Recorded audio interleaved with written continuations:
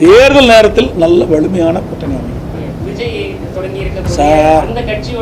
அதாவது நாங்கள் எங்களை பொறுத்த வரைக்கும் பலமான கூட்டணி அமையும். உங்களையெல்லாம் அழைத்து நிச்சயமாக தெரிவிப்போம். எந்த மாறுபட்ட கருத்து கிடையாது. எதிரிகளை வீழ்த்த வேண்டும். உங்களுக்கு எதிரி என்பது திமுக தான். எங்களை பொறுத்த வரைக்கும் கூட்டணி என்பது வேறு, கொள்கை என்பது வேறு. கூட்டணி அமையும். அது தேர்தலுக்கு இன்னும் 13 மாதம் இருக்குது. ஏங்க இப்போ எப்படி தேர்தல் சொல்ல முடியும்? 5ல் 1 பாகம் இருக்குதுங்க. 5 ஆண்டு என்று சொன்னால் இன்னும் 1 ஆண்டுக்கு மேலே இருக்குது. மார்ச் மாதம் தான் அறிவிப்பாங்க. பிப்ரவரி மாதம் தானே 13 மாத காலம் தேர்தலுக்கே இருக்குது. தேர்தல் நேரத்தில் நல்ல வலிமையான கூட்டணி அமையும். கவலைப்பட வேண்டியதே இல்லை. எப்படி வெளியில் சார், அதாவது நாங்கள் எங்களை பொறுத்த வரைக்கும் பலமான கூட்டணி அமையும். உங்களையெல்லாம் அழைத்து நிச்சயமாக தெரிவிப்போம். எந்த மாறுபட்ட கருத்து கிடையாது. இன்னொரு 4-5 மாதம் ஆகணும். ஒரு 6 மாதம் போகணும்.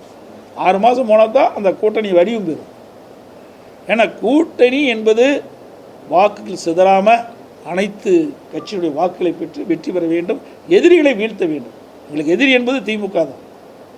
புரியுதுங்களா? அந்த அடிப்படையில் தான் நாங்கள் சென்று கொண்டிருக்கிறோம். அப்படின்னா வாக்குகளை ஒன்றாக சேர்த்தணும். ஏன்னா திமுகக்காரர் இன்றைக்கு திரு ஸ்டாலினே சொல்லிட்டு இருக்காரு அடிக்கடி, எங்கள் கூட்டணியில் அங்கே வைக்கின்ற கட்சிகள்லாம் ஒரே கொள்கையுடன், ஒரே கொள்கையாக தான் எதுக்கு தனித்தனி கட்சி வச்சுருப்பானே. எங்களை பொறுத்த வரைக்கும் கூட்டணி என்பது வேறு, கொள்கை என்பது வேறு. சேலம் ஒரு உதாரணத்துக்கு எடுத்துங்க. சேலம் மாவட்டத்தில் திராவிட முன்னேற்ற கழகம் ஆட்சிக்கு 4 ஆண்டு காலம் நிறைய பேர் இருக்குது. இன்னும் 3 மாதம் தான் இருக்குது. இந்த 4 ஆண்டு காலத்தில் ஒரு திட்டத்தையாவது கொண்டு வந்தார்களா?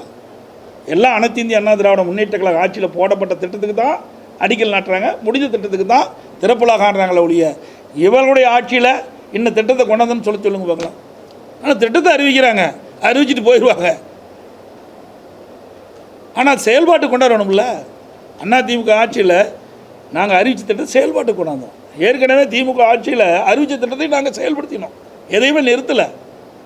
அது இந்த ஆட்சி அந்த ஆட்சின்னு பார்க்கல. மக்களுக்கு நன்மை பயக்கக்கூடிய எந்த திட்டமாக இருந்தாலும், அது எந்த ஆட்சி இருந்து மாற்றம் ஏற்பட்டாலும் அந்த திட்டத்தை முழுமையாக நாங்கள் செயல்படுத்தி கொண்டு தான் இருக்கிறோம். மக்களுக்கு பயனுள்ள திட்டமாக இருந்தால்